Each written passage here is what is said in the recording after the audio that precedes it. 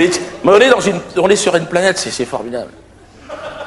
C'est formidable, on a des frontières partout entre à l'intérieur de l'humanité, ça devient terrible. Un enfant qui naît aujourd'hui, c'est le bordel sans nom.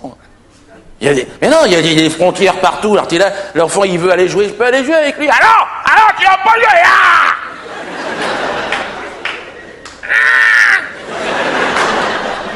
Je peux jouer avec lui alors. Non, à partir de là, c'est plus chez nous là.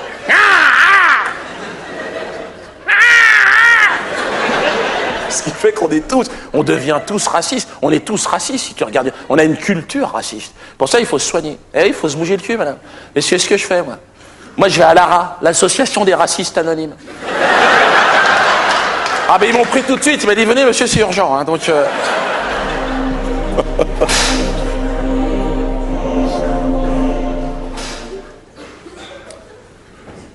bonjour au nouveau. Je suis Philippe Toussy, l'animateur de ce groupe de réflexion. Et donc, si nous sommes rassemblés ici ce soir, c'est que nous avons tous un point commun. Voilà, c'est que nous sommes racistes. Et voilà. Donc, on se tait là, on a commencé la séance.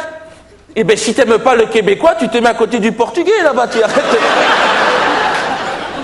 Donc, comme je dis toujours, le racisme n'est pas une fatalité, c'est une maladie. Alors il faut la combattre. Alors quelle stratégie mettre en place pour combattre ce plus raciste? Comment faire? C'est ce que nous tais-toi, c'est ce que nous allons voir tout au long de cette séance. Alors, on va commencer les séances en présentant les nouveaux. Vous allez vous présenter, Olivier, Sylvie, puis Dieudonné qui nous a rejoint. On laisse tranquille, tout le monde est anonyme ici. Anonyme. Allez, à toi, Olivier, à toi. Bonjour. Il n'y a pas d'autre mot. Donc, Olivier d'Argelès. J'ai 37 ans. Je suis prothésiste dentaire. J'ai 2 mariés, 2 enfants. Voilà. Alors, voilà mon problème. Voilà, c'est pour ça que je suis là. Comment exprimer à mon niveau, je dirais que, disons, je fais une allergie, moi, complète, vraiment, mais comment dire, tout ce qui est, le chinois, c'est le chinois, le chinois.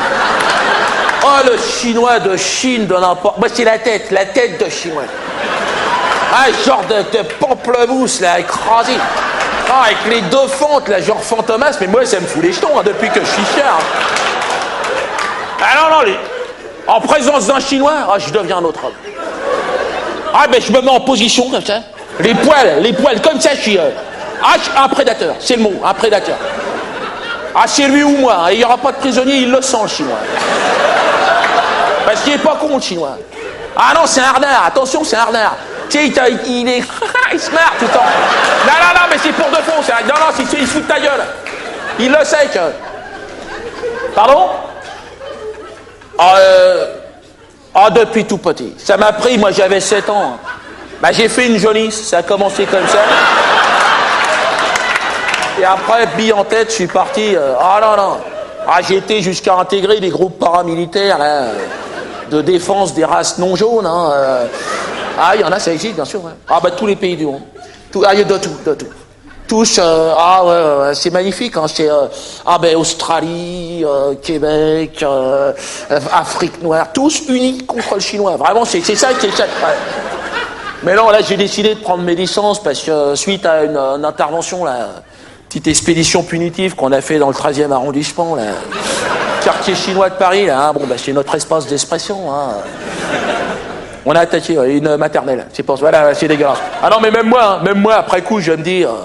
C'est pour ça que j'ai décidé de... Non, parce que c'est pas ça. Ça n'a rien à voir. Ce qu'on pensait au départ, avant de partir sur cette mission, on s'est dit, ils sont 1 milliard. Les Chinois, il y a 1,5 milliard, vas-y, me fous pour les jetons, c'est 1 milliard, déjà, c'est pas mal. Donc, si tu regardes bien, ils vont nous nicher. Donc, ce qu'on s'est dit, on va couper à la base.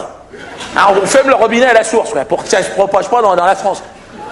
Voilà, mais le problème, c'est que ça vient d'ailleurs, quoi. C'est ça. Non, mais moi, je décroche, là. J'ai décidé de passer à autre chose. Parce que quand je vois cette bouffe la vie, à un moment donné, Ouais, ouais, oh bon, bah, je fais des rechutes, hein, évidemment. La semaine dernière, c'était le nouvel an chinois.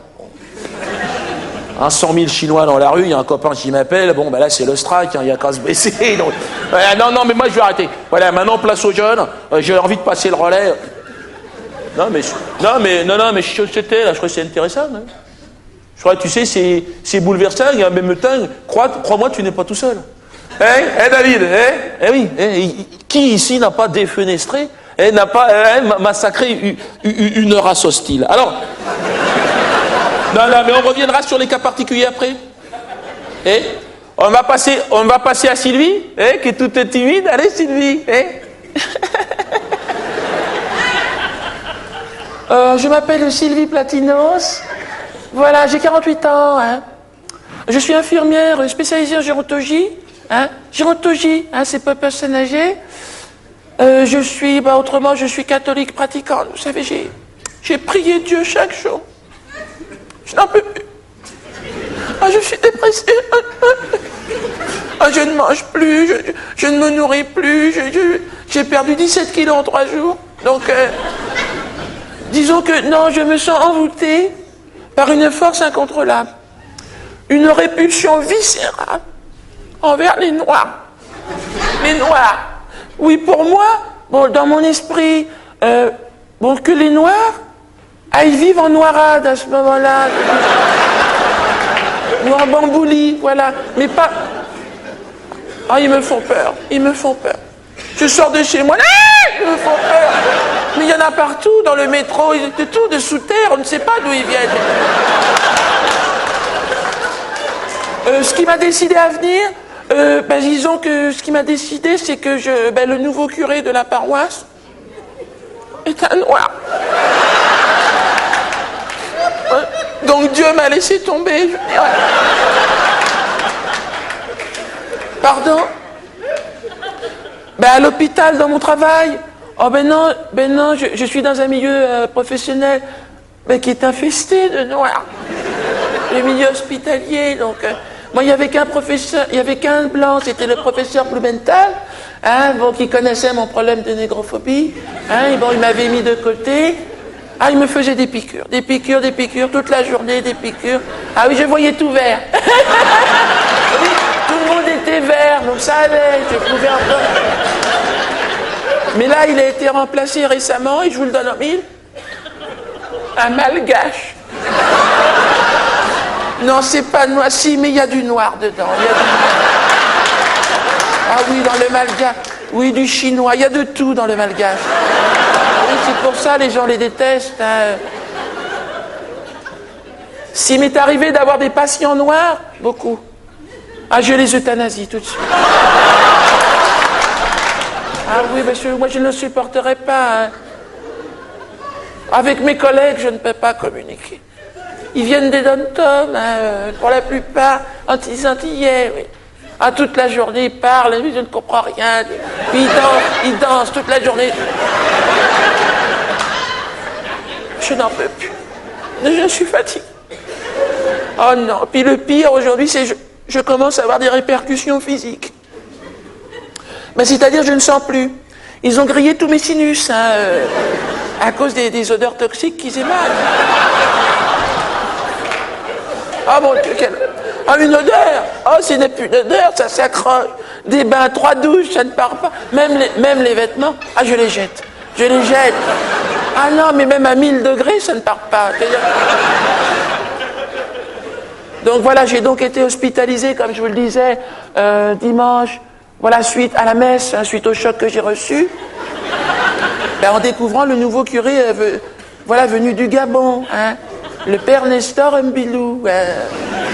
Mbilou, oui, Mbilou, j'aurais dû me douter quand même. Mbilou, bon. Et moi, je faisais ma messe. Jésus-Marie. Et à un moment donné, j'entends « Bonjour ma fille ». Je dis « Tiens, c'est bizarre, une voix comme ça ». Je me retourne. Un noir énorme, une tête énorme. On aurait dit un singe bonobo. J'ai dit, mais qu'est-ce que tu fais là, bonobo? Enfin, c'est qui? Va-t'en. Ah oui, mais j'ai donné un coup de pied, bonobo. Eh ben non, et là il m'a regardé, il dit non, je suis pas bonobo, je suis le père Mbilou, il m'a dit. Arrêt cardiaque, arrêt cardiaque. Le cœur n'a pas résisté. Ah non, je suis tombé dans un coma profond, très très profond. Ah, le plus profond possible, je voulais mourir.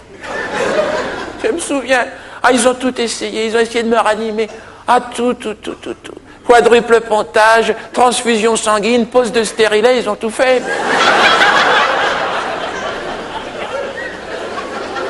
Voilà, je ne voulais pas. Je voulais mourir. Voilà, j'étais dans un long tunnel. Avec de la lumière au bout. Je marchais. Derrière moi, il y avait le bonobo qui courait.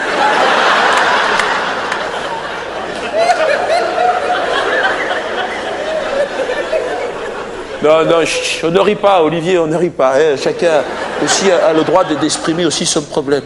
Bon, j'ai envie de te tutoyer, j'ai envie de te dire, oui, mais attention, il faut inscrire, je crois, ta maladie dans un processus à long terme. Hein. Toi, c'est pas en 2 mois. Ah non, toi, c'est 10 ans, c'est 20 ans. Hein. Mais il ne faut pas désespérer. Et quand ça devient physique comme ça, c'est grave. Hein. Mais non, mais ça va aller. Mais tout le monde est passé. Tu sais, moi, ça m'a pris 5 ans. Moi, j'étais homophobe, philippophobe. Je ne supportais pas tout ce qui venait des Philippines. Ah non, je ne pouvais pas. Et aujourd'hui, non, je vis avec un jeune Philippin de 17 ans.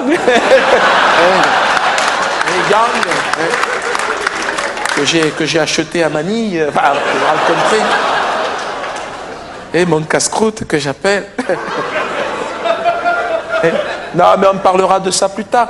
Bon, on va finir avec Dieudonné. Détendez-vous, Dieudonné, vous êtes tout raide depuis le départ. Eh bien, asseyez-vous, vous avez...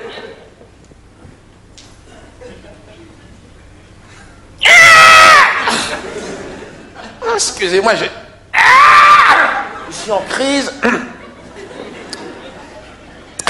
Non, je souffre des raideurs articulaires aigus qui m'interdisent formellement toute tentative de pliage corporel. Quels que soient les coups tordus, je reste droit comme un i. Un peu d'humour n'a jamais fait de mal. J'ai écouté avec beaucoup d'attention la haine pure, cristalline que vous avez déversée à mes oreilles. Et mon cœur s'est mis à palpiter. Un frisson vient caresser mon épine dorsale. Quant au phénomène qui nous préoccupe, Herr Docteur,